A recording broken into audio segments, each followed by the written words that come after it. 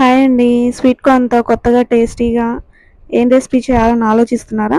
అయితే స్పైసీగా ఒకసారి ఇలా ట్రై చేయండి. చాలా సూపర్‌గా ఉంటాయి. ఇలా స్వీట్ కార్న్‌ని సగం ఇలా విడిగా తీసుకొని, ఒక సగమేమో మెత్తగా గ్రైండ్ చేసుకొని తీసుకోవాలి. ఇలా 2 కలిపేసుకుంటున్నాను. దీంట్లోకి మనం సన్నగా, పొడవుగా కట్ చేసుకున్న ఉల్లిపాయ ముక్కలు వేసుకోవాలి. ఇలా స్మాష్ చేసుకుంటూ, అలాగే దీంట్లో మొత్తం అన్నీ ఒక్కొక్క ఇంగ్రీడియంట్ చూడండి. ఇలా హాఫ్ కప్ బియ్యపిండి, హాఫ్ కప్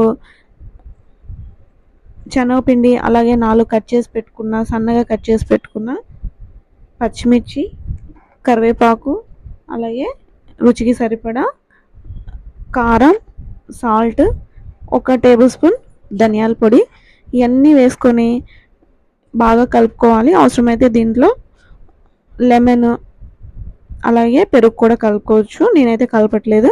మొత్తం ఇలా కలుపుకుంటే వాటర్ అవసరం లేదండి. ఈ ఆనియన్స్‌కున్న వాటరే సరిపోతుంది. ఇలా ముద్దలాగా అయిన దాంతో ఆయిల్ కొంచెం వేడెక్కిన తర్వాత పకోడీ అన్నా వేసుకోవచ్చు, లేదా వడలన్నా వేసుకోవచ్చు. నేనైతే కొన్ని పకోడీ వేశాను.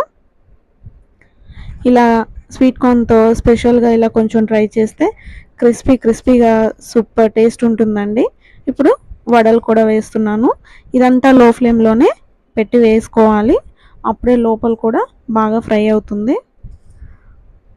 సో, ఇలా వడలన్నా వేసుకోవచ్చు, లేదా పకోడీ అన్నా వేసుకోవచ్చు. మన ఇష్టం వచ్చిన సైజులో ఇవి ట్రై చేయొచ్చండి. చాలా బావుంటుంది.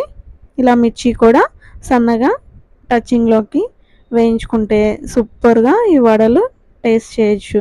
అంతే అండి. ఎంతో ఈజీగా, సింపుల్‌గా ఈవినింగ్ టైంలో ఒక హెల్తీ ఐటెమ్ కార్న్ ఫ్లోర్ పిల్లలు తిని బోర్ కొడుతుంది గదా! సో, ఇలా ఒకసారి ట్రై చేయండి.